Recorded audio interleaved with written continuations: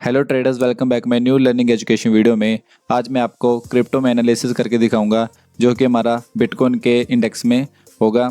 अभी बिटकॉइन 63965 पे ट्रेड कर रहा है और इस वीडियो में आपको एक परफेक्ट एनालिसिस के साथ रूल्स को कैसे फॉलो करते हैं और किस सेटअप के बेस पर हम एक ट्रेड को एग्जीक्यूट करते हैं वो सब आपको इस वीडियो में देखने को मिलेगा। तो बने रहिए वीडियो के एंड तक। तो चलिए ट्रेडर्स शुरू करते हैं। यहाँ पर अगर आप देखोगे जहाँ पर बिटकॉइन ट्रेड कर रहा है, ये देखिए ये एक गैप वाला एरिया है और यहाँ पर प्रीवियस डाटा जो इसका है ये एक सपोर्ट जोन का एरिया है। यहाँ पर आप देख सकते हो, यहाँ रेजिस्टेंस लिया मार्केट ने, उसके बाद यहाँ से सपोर्ट लेते हुए यहाँ सपोर्ट लिया, फिर यहाँ से एकदम ब्रेक करा है इसने और उसके बाद फिर यहाँ से रेजिस्टेंस लिया। यहाँ पर इसने ब्रेक किया था लेकिन यहाँ पर थोड़ा साइडवेज हो गया, उसके बाद फिर यहाँ से ब्रेकआउट एंड देन रेजिस्टेंस उसको ब्रेक किया, फिर से दोबारा मार्केट यहाँ पर एक दोबारा अपना सपोर्ट तैयार कर रही है। लेकिन एक ध्यान और आपको यहाँ पर ध्यान में रखनी होगी, ये देखिए यहाँ पर एक अप ट्रेंड का जो सिनेरियो बन रहा है, ये देखिए इसको हम जोन में कन्वर्ट करेंगे।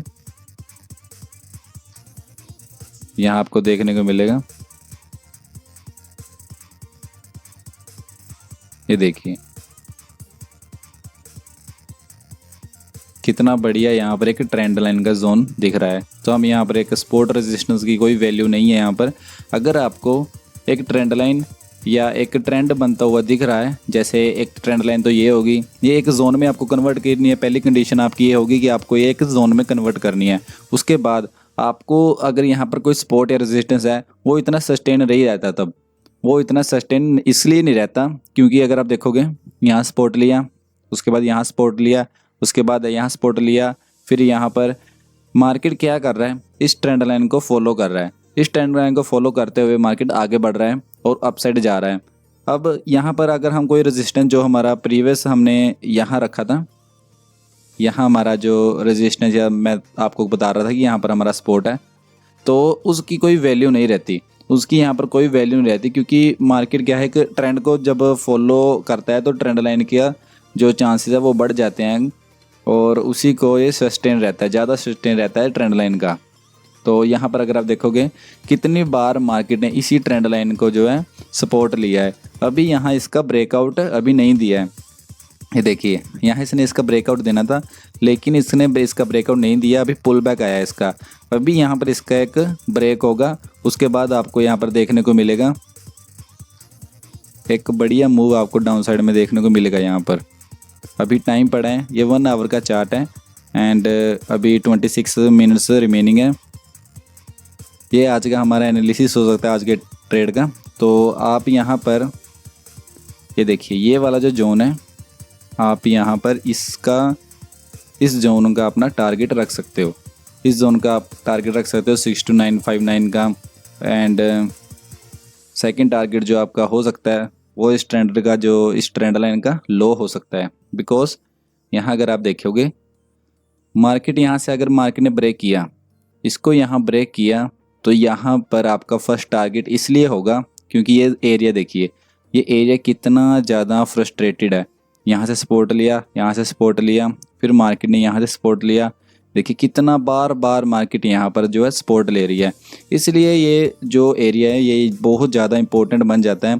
अगर आपका सेकंड टारगेट हिट नहीं हुआ तो आपको फर्स्ट टारगेट है जो आपका वो अचीव हो जाएगा और आप प्रॉफिटेबल में हो जाओगे। इसलिए आप सेफ जोन में आपको चलना है, जो भी आपका रिस्क रिवॉर्ड होगा वो आपको सेफ जोन में लेकर चलना है ताकि आपका जो प्रॉफिट है वो लॉस में ना कन्वर्ट होए और आपको जो आपका स्टॉप लॉस है वो ट्रेलिंग करते रहना है। क्योंकि इसमें क्या है, एक स्कैल्पिंग ही नहीं, इसमें पोजीशन ट्रेडर स्विंग ट्रेडर ही प्रॉफिटेबल में रहते हैं। यहाँ स्कैल्पिंग नहीं चलती क्योंकि इसमें वोलेटिलिटी ज़्यादा होती है। इसकी एक मिनट की कैंडल ही 250 या 300 पॉइंट की बन जाती है जिसमें स्कैल्पर जो है बहुत भारी नुकसान खा जाते हैं।